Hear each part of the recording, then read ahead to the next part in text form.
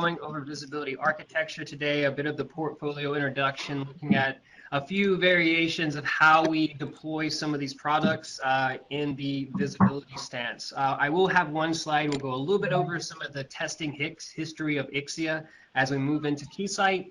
But today we're mostly going to be focusing just on the visibility play. There you are. Okay. So before we get started with talking about the products, I want to give you a little bit of the history of who Ixia was and who we are with Keysight now. So Ixia began as a layer 2 through 7 testing company. It focuses on protocol, bandwidth, and load. We want to ensure that your network equipment manufacturers are producing equipment correctly and is able to handle the loads and the situations that you face in the real world. So companies like Cisco and Palo Alto and these various equipment manufacturers would use Ixia to verify their units before sending it out to the customers, and then inversely, the customers could buy these test suites to further verify that they're keeping their word when they go to deploy these and ensure they have good hardware that can withstand the highest loads in production. So after more or less becoming a market leader in this area for some period of time, as every company, they decide to grow. At this point in time, in 2011, they acquire Anui and NetOptics. I actually joined the team in this phase coming from NetOptics, where I was focusing still on visibility, doing support at this time, focused on network packet brokers, taps, and bypasses. So as these technologies come together between Anui and NetOptics, mostly hardware from NetOptics matched with an amazing GUI from Anui, we come together and get the Vision 1 turnkey packet broker in 2015. We see the maturity of the Hawkeye platform and Cloudlands platform, and in 2017, we see the acquisition from Keysight. So if you don't know about Keysight, Keysight's original stance was the original Hewlett-Packard, the electronic measurement and test company from its origin. So just like most companies do, when Hewlett-Packard was making very well inside their market, they grew and they came to the point that they started to build computers, and we have HP computers. At this point in time, the original electronic and test measurement business that founded the company moved out and created Agilent Technologies. Once again, they continued to grow and they get into a lot of other markets, and the focus was lost just from this electronic test and measurement side. And after 2013, we come into 2014 with the new brand Keysight Technologies, which is the original electronic test and measurement business focused on 5G test now. So we're getting ready to prepare us for the oncoming changes we're going to see in the mobile networks. It was very convenient for me. I actually used the Agilent spectrum analyzers back when I was doing military satellite communications. So it was very nice for me to come full circle working with the company that built the equipment I used to work on as an engineer before. So real quickly on this slide, as you'll see here, everywhere you see the IX, this is where Ixia could potentially sit to test the network. And as you see with these images, generally there's always going to be a chassis that can fit in some type of situation and do the testing for these devices in these different, let's say, network segments. So mostly though, this is going to be a lot of sandboxing, not so much production style testing, maybe some onboarding. But this is where we get into network visibility. And network visibility has, I'd say, two components to it. And that'll be one of just extracting or accessing the data and bringing it to the tools that you need, but also using synthetic data from our testing methodologies, which have been proven over 20 years, to now test the production network and ensure that everything is working as it should while you're going through your business. So as I said, the wire data will be coming from taps, virtual taps, and bypasses. This will give us access into the traffic, and then we move that traffic to a network packet broker. This is going to be a port-heavy, port-dense device that's going to allow you to move the traffic wherever you want it to based on a criteria that you want. You do not need to follow protocol. That's the entire point. I need access. I need to get it where I need it to be so I can get the job done. With that, on the other side, we have the synthetic data, which we can introduce into your environment using the Hawkeye platform, such as the E1S and IX Probe, or on the security side, Threat Simulator. So just some basics real quick. As I said, we're always going to begin with accessing the network. We need to pull the packets out so that we can send it to, our infrastructure. This will now be our control layer. This is where I'm going to manage based off specific headers or going as far down as deep packet inspection on specific applications. I want to then move traffic to various types of tools that do various types of jobs for me. The entire intent is to make the traffic as efficient as possible for the tool, because the tool is always going to be concerned with load, and we don't want to have it spinning cycles on information that's not important to us. So remove what you don't need to listen to, focus what you must, and preserve these devices for as long as possible. So taps and bypasses create network access. As you see on the left, we have a tap. This way you would take, let's say, the two network connections coming from two network devices, so say like a router and a switch, and you plug both of those connections into the tap.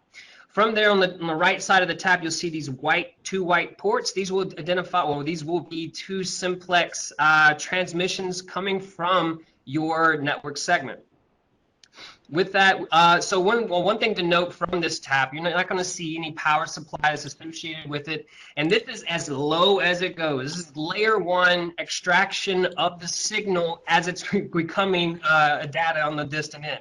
So this means you will also get the CRC errors coming across the line. This would not be available to you with such as span, because it has to be processed, stored, and forward and pushed ahead. This is the actual packet, and the packet brokers also will forward these packets to your devices. So you can use information such as CRC errors to help you understand when you have TCP retransmissions, and it could be from a much lower level than you would imagine.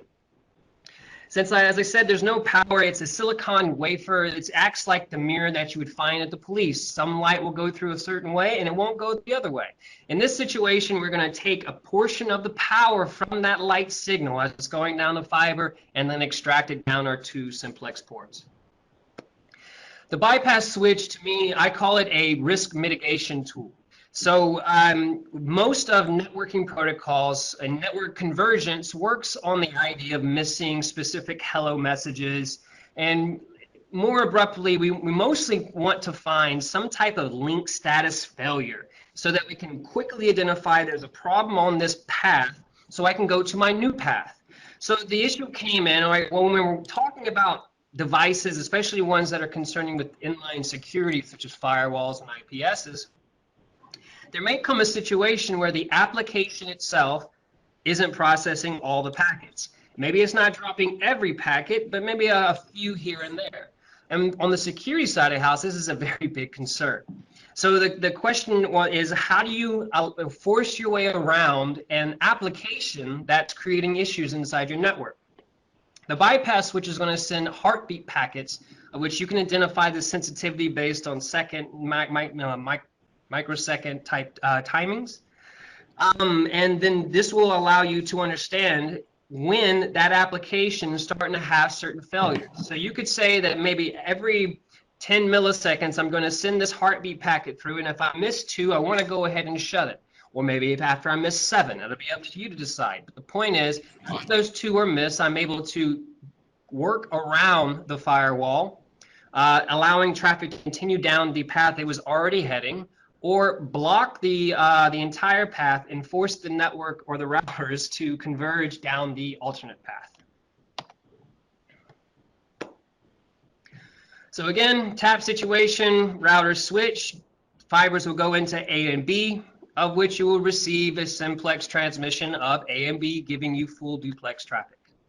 This will be line rate. It is as low as you can go. There is nothing further down to get to until you redesign how we transmit signal across fiber lines. Or we're talking about quantum communications at that point in time. So we're going to get into some of the cloud taps we have available. So there's going to be a few variations of this due to the fact that there's variations of virtualization. So with the Cloudlands Private, this was the original virtual tap that I've been working with ever since the NetOptics days. This was a concept of how am I going to get in and listen to the east and west traffic along this production network or this virtual switch.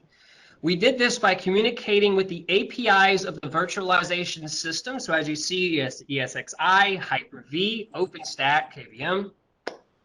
We're going to communicate with the API to create what we call a service machine, and that's where you see VTAP SVC. Since we know you want to tap specific VMs that you would configure in the UI, we would apply the correct port groups to this service machine so we can listen to all the traffic relative to that port group or VLAN, as which that is how networks are built and distributed inside the hypervisor type virtualization systems. So with that, the traffic will go to the VTAP. You will be allowed to do certain amounts of filtering. And then from there, you can extract the traffic via GRE, VLAN, or ER span. And then as the traffic would come out, it would go in the same situation. From there, we're going to pass this traffic up to the packet broker, leading to your tools.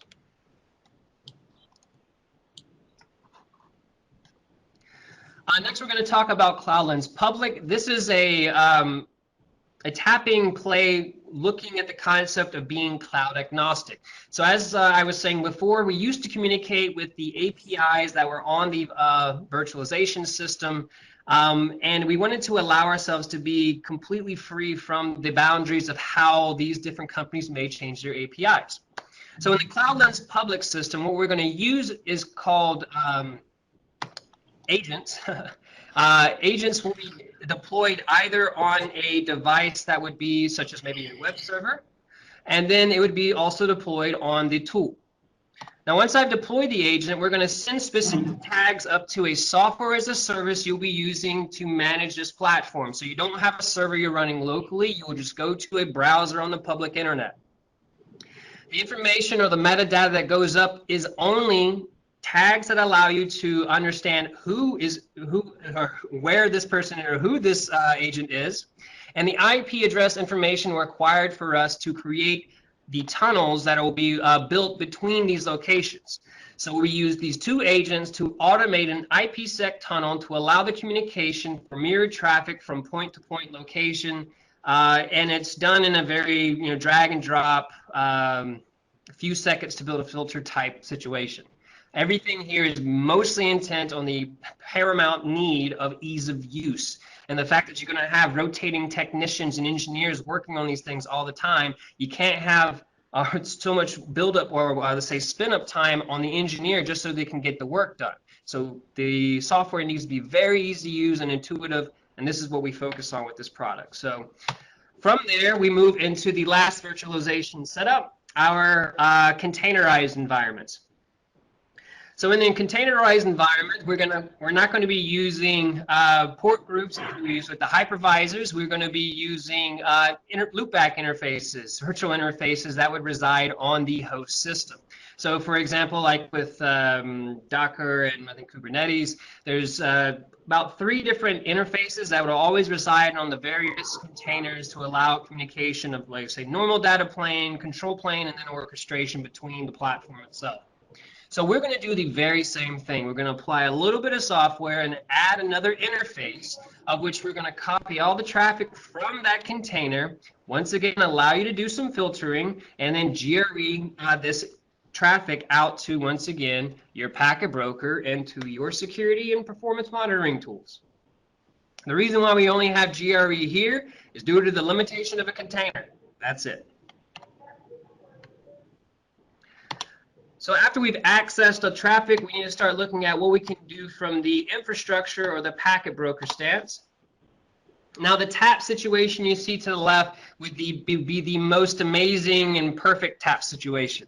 It's not exactly necessary that you would always deploy in this method. What I can say is when you would deploy in this method right here, it would be very much in the idea of I need to do a network performance monitoring check.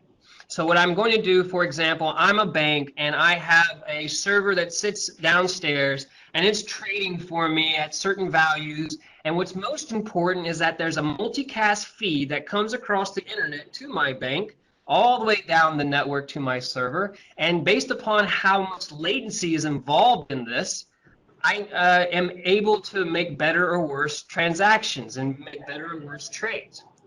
So for me as a network guy, for me to make this the best situation possible so we can make the most money, is I need to remove as much latency or understand where I'm creating latency inside my network. So as you see here, we have, let's say, the edge of our network, and then the traffic would come down, hit the tap, we get a copy that's, or not a copy, it'd be another signal of the same, sent to the packet broker.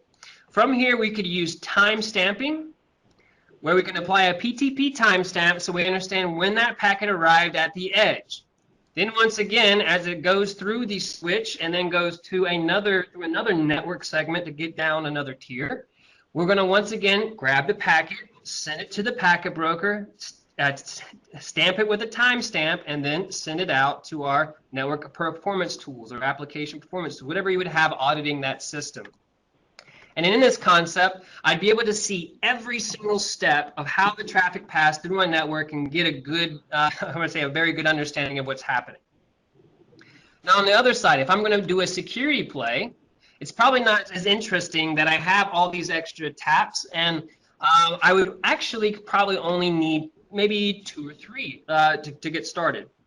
So let's just imagine that this top router here is my border gateway, and this switch, well, we're just going to call this switch a firewall instead. So what I would do is perhaps I would put a tap at the edge of the gateway so I could always understand who's knocking on my door. After that, I would put perhaps another tap on, say, the direction going to my network and probably going to my DMZ. And thus, I can understand who's able to access the public items I'm allowing to, and to also further understand who's still able to get by. Like, is my firewall stopping everything I would expect it to? And this is how you can prove it and pull that traffic out, send it to your most favorite analysis tools to get this job done. So in any situation, we're going to bring the traffic to the packet broker and make the traffic once again more efficient for the tool. We'll use filtering to make sure only the most correct traffic, or the traffic that's only interested in, gets sent to it, such as if it's a SIP auditing device, I only need to send traffic based off specific SIP ports. But with that, also, if I'm doing SIP auditing, maybe I actually don't need the rest of the packet. I only need probably up to the layer 4 headers, because that's all my audit needs to understand call legs.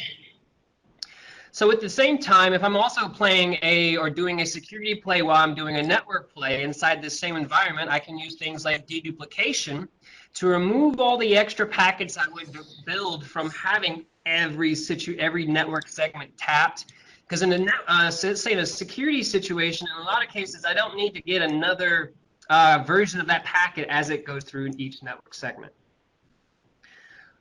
We can do things like SSL decryption for you, data masking, net flow generation, and we can build filters based off applications such as Facebook or YouTube. So if you haven't heard about OT or you haven't been too much involved in it, the biggest thing I want you to know here is that it's done in the very same way. As you see here, this is more of a security play. John, may I have a question, please? Yes. If you can go back one slide. Yeah, in this one. Are we using Ixia equipment only on the left side, as we see here, the taps and everything, or we need to use something else on the other side as well in the connection with the VAD and the others? So Ixia is going to provide the access, so all the taps that would be involved. We will provide the infrastructure, so the network packet broker that's involved. We do not supply the tool. We are technically, we have technical partnerships with tool vendors such as RSA NetWitness or Extra Hop or Vectra, things like that. So our job in the network is not to do the analysis, but enable the analysis in the best way. So we are just on the left side of the slide. Correct. Left and center. Left and center, yes. Yes, okay. Thank you very much. So going back to the OT environment, as you see here, this is a security type situation. We're very, very concerned with OT security right now.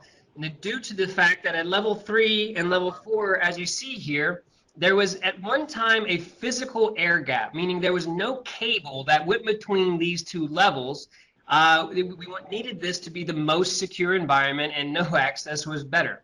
So after some time, they've changed their mind on how to deploy this, and we've connected these two levels, and due to the need and the want for more remote access and automation and things like that. But when we did this, we created a attack space. So as you see here, when we get into level 3, we have a tap before and a tap after to say, okay, who's trying to get in, who was able to get by. We'll send this all to the packet broker with some of the other traffic coming from the tools and the sensors down in level 0 and level 1. And then once again, send this all up to a security probe or IDS, as you would see next to the packet broker. So real quickly, I'm not going to go through a lot of these details. Mostly, I just want you to look and see at some of the variations we have here. So you've already seen the flex tap is your traditional fiber tap. Above it, you'll see the patch tap. So this is a tap where the silicon here I was telling you about is actually inside the connector of that middle piece there.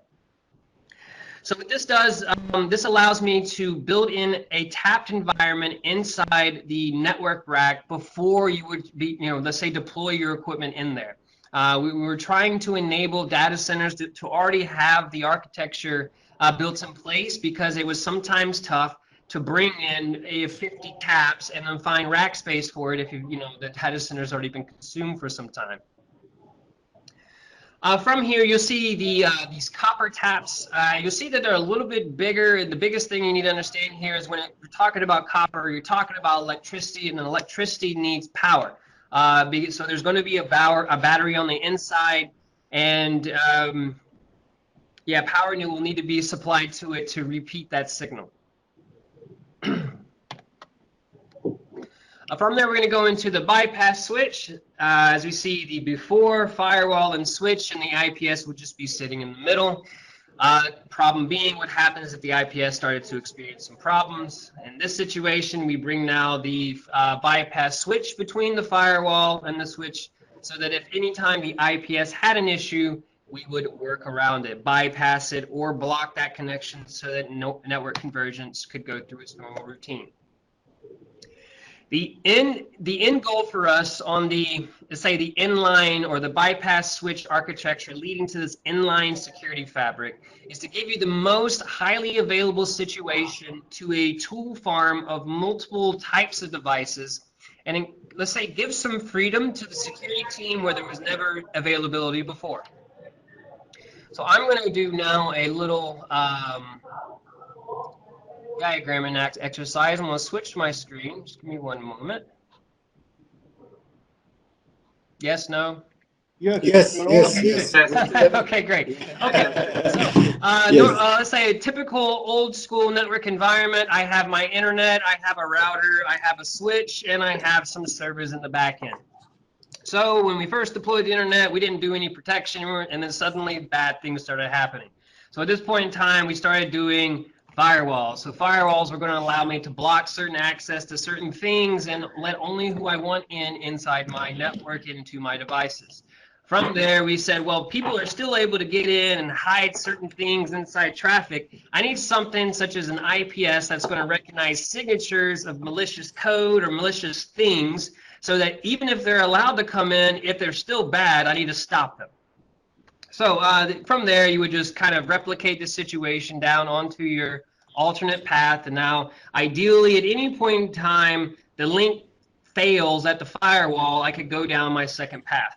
But once again, what's the situation when we're only dropping some packets on the firewall due to the fact that it's an application type issue? So what we're suggesting now is that we're going to bring the firewall up and now introduce a bypass switch. The bypass switch is going to have traffic pass through this device with heartbeats. Anytime the application were to fail, I can block here so that the traffic can continue down the router bypass switch IPS switch path, or I could block over here. And thus, I would force my network to use network convergence and go down the alternate path. So the long-term goal would be, okay, well, anything that has to sit in line and must inspect the traffic, excuse me, I want to generally put a bypass on that situation. So I would always, so anything where I must inspect and bring it back to the wire, use a bypass switch with a heartbeat to always verify that that piece of equipment's functional, both on the physical and the software level. So the last thing we're going to do is, after you've gone through this entire bypass situation and just the firewall and just the IPS is not getting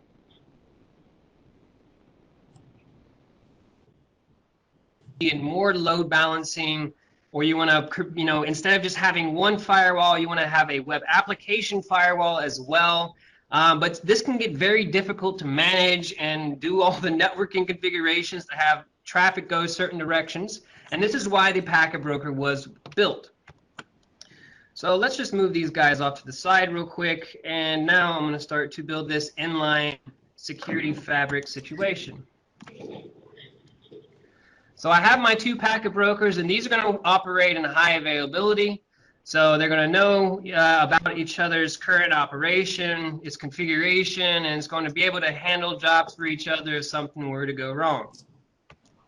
The packet broker is going to create what's called service chains, and the service chains will consist of what's called inline tool resource. So we have a service chain of a firewall, and we're going to have a service chain of an IPS, and maybe the service chain of a application firewall here.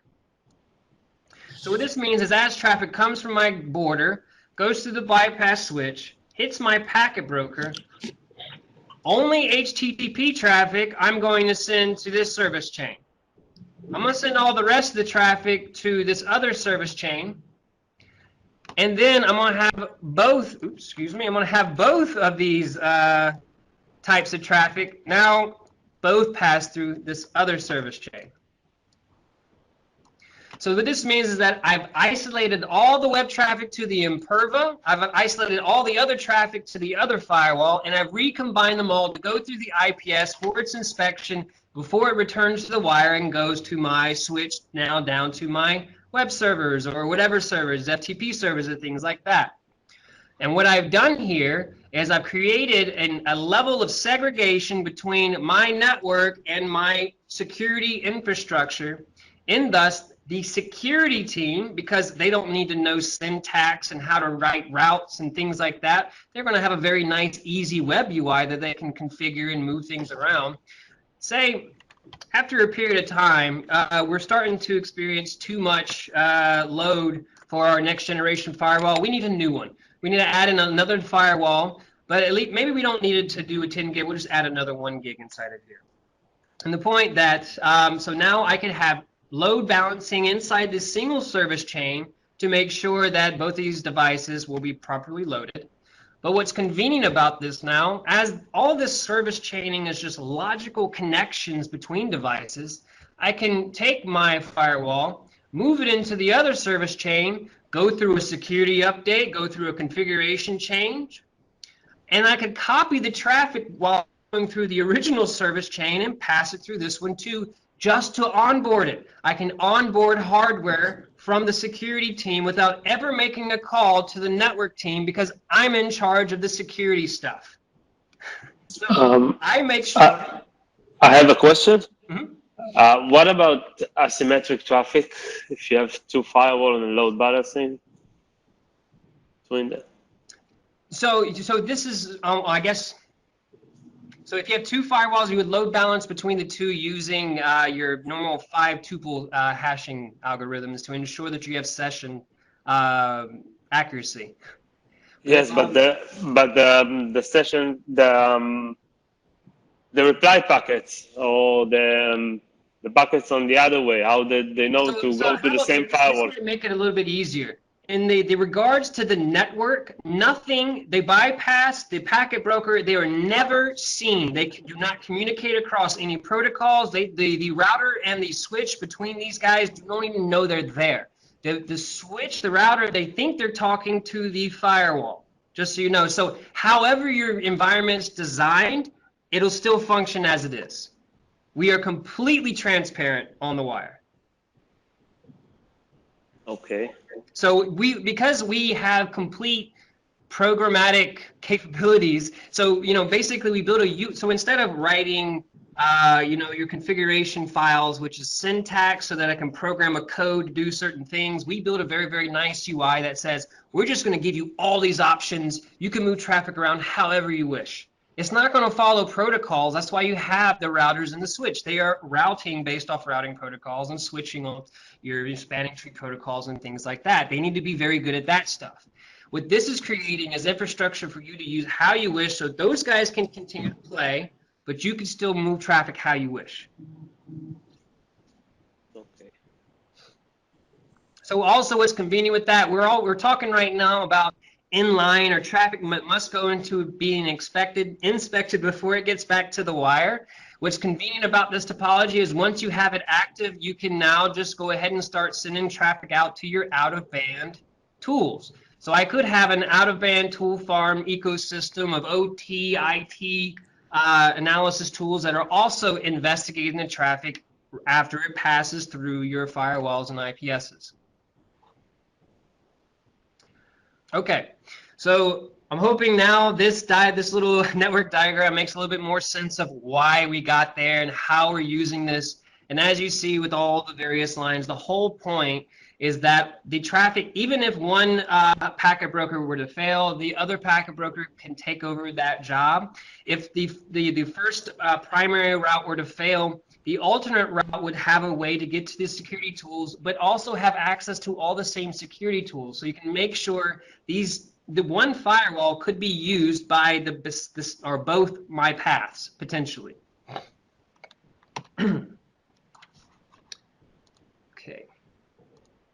Okay. So now back to product. Just looking at the packet brokers here. A big point I want you to see here is the sizing. There's a variation for most of the sizes and speeds that you're going to require. Talking about the packet brokers, where you see the Vision Edge devices, these are edge core switches that we have certified with our NetOS, our NetStack and OS platform. So this won't have all the feature sets, which I'll go through in just a moment. And sorry, this slide has a timing on it. It's going to jump a few times. From there, we have these Edge Vision Edge devices with the S on it. When you see the S, just say it's the special guys. And these special guys have our proprietary hardware installed so that you can get to the other feature sets.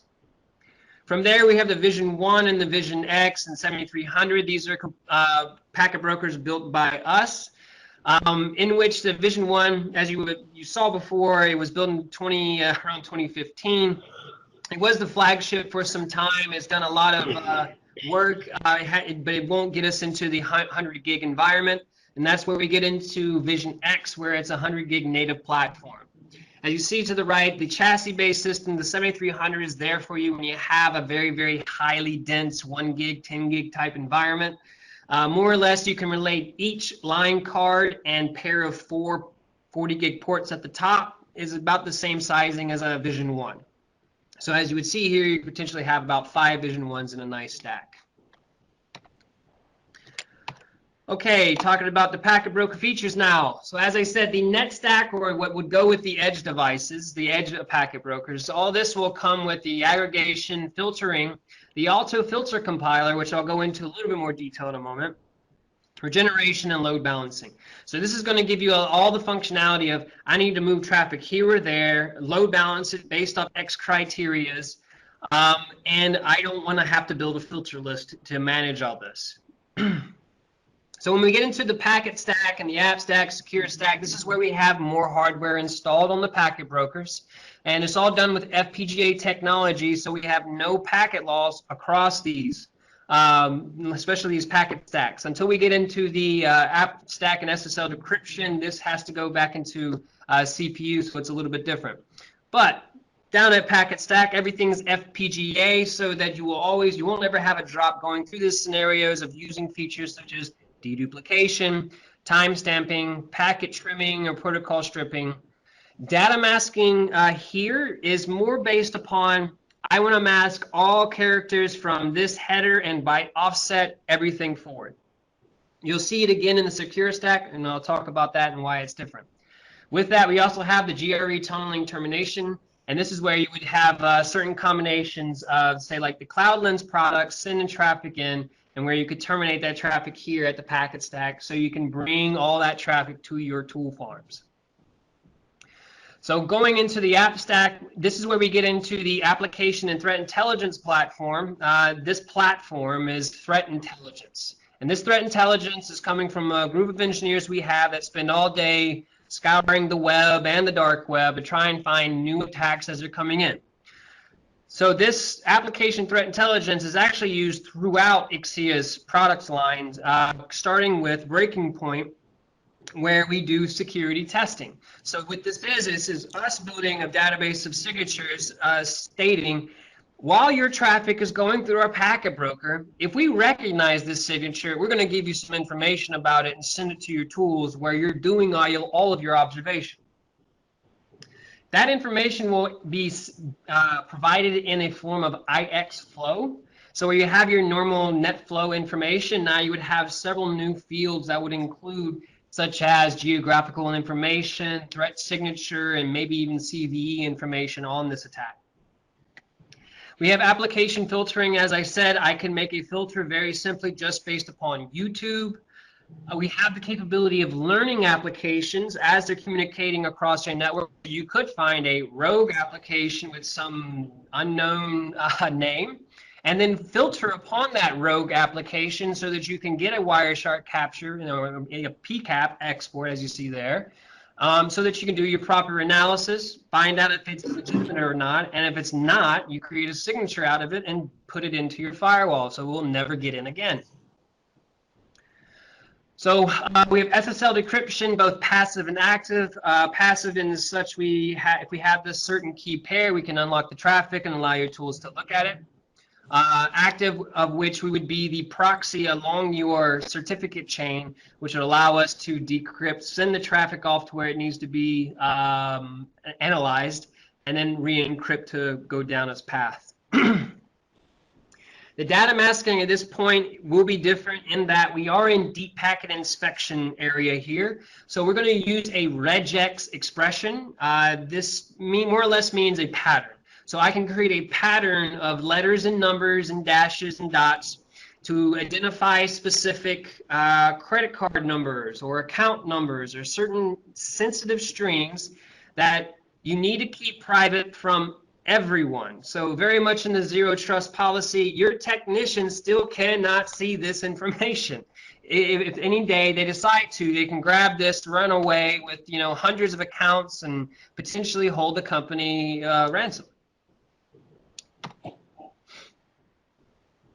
So earlier I was talking about the AutoFilter Compiler. So when I was working originally with NetOptics, we had the great Extreme series network packet brokers. And as you see to the right, this would be a filter list that would be used for that packet broker. As you see, it looks very much the same as like a firewall access rule list. More or less, it's syntax, again, to code the chip so I could do some things. So when I started working at NetOptics, 80% of my work was filter configuration maintenance, going through and trying to check everyone's filters because they're not getting the desired result. Because where you see filters, 40s and 60s, it could get to the hundreds, several hundreds, potentially to the thousands. Understanding and keeping that all in your head is difficult. It's even more difficult when you have to hand over this information to someone new.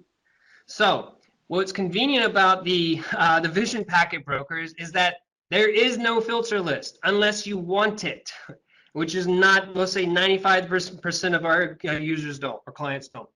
But the point is, so you don't need to use this text-based list to kind of get a definition of what's happening. What we're going to have is a very easy-to-use UI that's going to have objects that you're going to connect lines to because it's easy to read. I can look at this and get a general idea after just having some first key components. Everything on the left are my network ports. They could be span, they could be tap. This is where traffic is coming in. In the middle, I have dynamic filters. This will allow me to do a lot of special filtering or getting to exactly the traffic I want to send it to the right, where I would have tool ports or load balancing groups to many tools and I can organize all of these objects in groups. Each of these objects do have a certain level of filtering and resources you can do at each one. So for example, I could drop packets at port 01, my network port. Then I could, let's say, only pass traffic based on ports 80 and 443 across my F2 filter and send that traffic now to port 04, but just remove all the broadcast packets. So I just take out everything with FFF. So I can get very creative about what I can do with my traffic as it's passing through, and more or less allow myself to meet any demand of that network. So as we were speaking about before about the inline setup, this is going to work a little bit differently, and therefore we created a different diagram to make it easier for the human to understand it.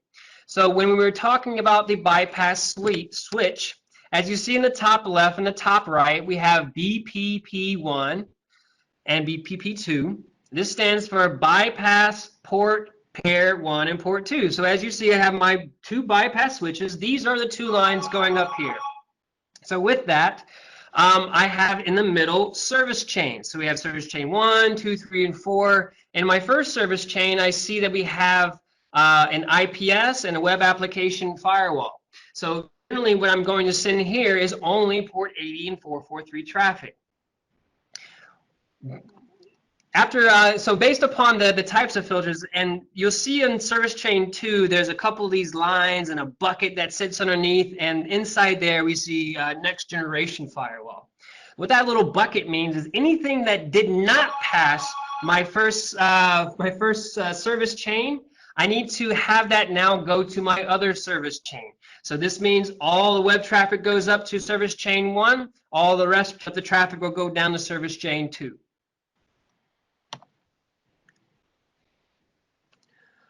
So the newest packet broker we have available is the Vision X. As I said before, it's a native 100 gig unit with up to 2 terabits of advanced packet processing and 6.4 terabits of switch capacity.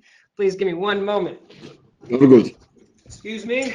3 flights of stairs as quickly as possible. Right. Okay. So as I was saying, the Vision 1 will come, or all the Vision packet brokers will come in a REST API. So you have an easy entrance into the networking world and using orchestration platforms like that. Whew. Okay. So the Vision 1 is going to have all the feature sets available to it. As I said, it was the flagship. More or less, it could fit any of the demands you would have outside of the 100 gig environments. So from here, we're going to talk about the E40 and E100. Now, as I was saying before, these edge packet brokers will not have all the packet stack and app stack feature sets. So what you're going to use these packet brokers for is for aggregating multiple links across multiple speeds, and then having a 40 gig port or a 100 gig port to backplane that to such as a Vision 1 or a Vision X, so you can do this further packet processing.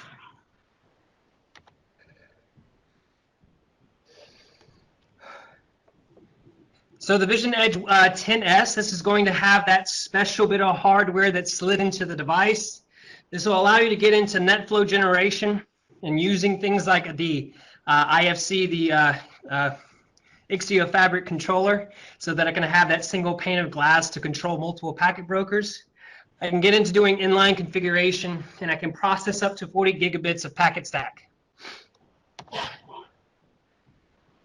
Again, if you're looking for a very, very port dense situation, you would use a Vision 7300, where you can slide in and out these line cards, which more or less, as I was saying before, each 48 ports plus 40 gig ports on 40 gig ports on the top gives you mostly seen as a Vision 1 worth of resources. As you see, the switching capacity on this is much lower than the Vision X. It's a much older device, and it's not going to be focused on the 100 gig. We were just getting into 40 gig at that point in time.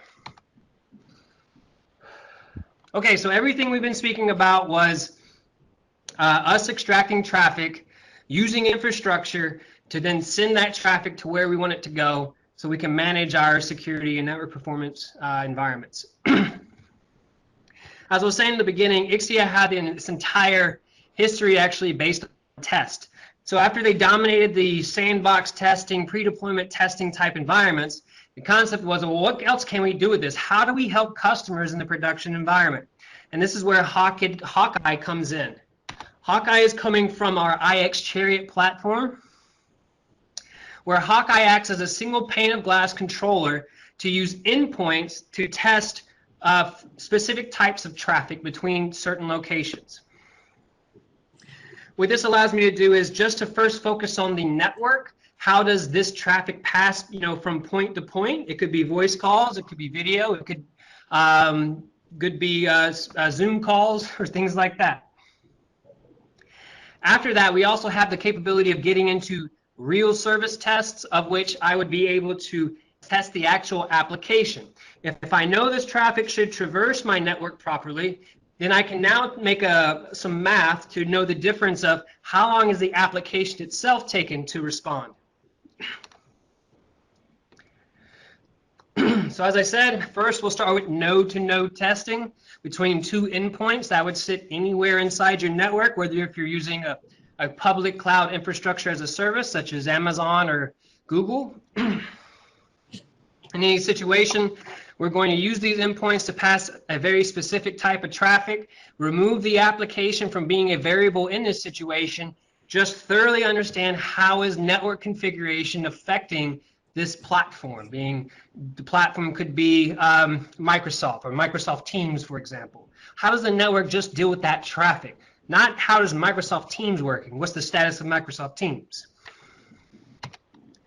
Now, to get to the status of Microsoft Teams, after you would do the first testing just to verify the path, now I'm going to use a real service test to contact the, let's say the actual server, the service that would be running this. So I could contact YouTube. I can contact all the various suites for Microsoft Office 365. So I can understand maybe at certain parts of the day we're having certain issues with certain types of traffic, or I can verify that the SLA my service provider has given me is being met. The Hawkeye platform is going to use software endpoints and these hardware endpoints. Vision Edge 1S will be a smaller scale packet broker focused on the 1 gig environment. It'll allow you to do the traffic generation, some of the basic packet broker functionalities. We'll say more towards the NetStack area. But then again, it does have a specific amount of space available for third-party platforms, of which we've also installed our own app stack too. So you can get a lot of functionality out of this device. With that, we also have the XR Pi, which is a Raspberry Pi 2 that's been rebranded and given a little bit of an upgrade so that we can get good Wi-Fi testing out of this. So this would act as some end-user equipment on a highly or a very, let's say, dense Wi-Fi environment. Could be a stadium where they're doing football games or something like that. And in this, I can understand how is the Wi-Fi environment operating, especially in situations where I have multiple, let's say, access points I have to hop in between without using wire. And thus, I can create certain tests to verify that traffic is being passed throughout my network without concern. The iX Probe was a device that was built to open up the blind spots, meaning, let's say in a lot of mid-small enterprise, I could say, you would have the traditional setup. You're going to contact your service provider. They're going to send you a modem and maybe your first router that you would connect the rest of your network to. So the service provider, he doesn't have anything really inside your network to understand, is their customer getting all the traffic and all the speed that they've been asking for? So how do they verify, the situation's okay when the customer calls them up and says, hey, the service is slow, it's not good, you need to fix it, it's not our network? How do I, as a service provider, verify this? So what I can do now is I can send an iX Probe that's going to sit in between the modem and that first router, that edge router on their network, so that now I have a device that's going to be able to see all the utilizations and speeds as traffic's passing by, but also now I've created a testing point So I can have a test from their very edge of my service provider network all the way back to my core. And thus, when I get that phone call, why is service terrible? Well, I can check my reports and say, well, it's not terrible from our side. You might want to check your network, and you can give them the report.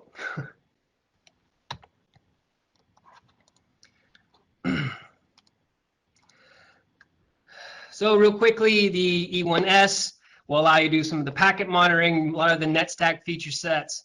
It does have the ability to do flow monitoring or generating your net flow, as I was saying before, with the AppStack edition, and it comes native with the synthetic monitoring point. It is controlled from Hawkeye. It does not have the traditional Vision Packet Broker UI. So as I said, we also had security testing with our Breaking Point platform.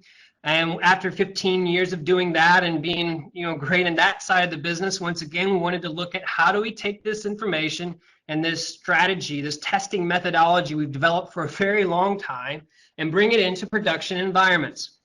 Well, recently there's been a new market that's kind of been dubbed by Gartner, and this will be the breach and attack simulation. So Threat Simulator is a breach and attack simulation tool that safely simulates real attacks, meaning, as I said before, we understand signatures, so we're going to be using actual attacks so that they match the correct signature. It's going to be automated, meaning I can set these attacks to happen every hour or every day to ensure no temporary policy change ever affects my security environment. It's going to be done continuously, so that you're not going to have to come back and check in on this or click buttons to initiate anything. You set this up and you come back maybe like after a week, you could potentially get a report, check how the situation is. Has there been any missed attacks for certain days because of threat intelligence changes? The signature understanding from your products can change, and over a couple of days, we've seen this, certain attacks will be blocked, then they won't be blocked for a few days, and they'll be blocked again. Now let's say the manufacturer of that product is not going to send you a newsletter that said, hey guys, on these days we changed our threat intelligence signature understanding a little bit, and we may have missed a few things. You might want to audit now these last hours. They're never going to say this to you. So this is a tool to verify that you are getting the correct threat intelligence to block the most important attacks. So this is also going to be a software as a service, where wherever you see an Ixia shield, this would be a threat simulator agent, of which you would generally have an agent inside various security zones or subnets or parts of your network.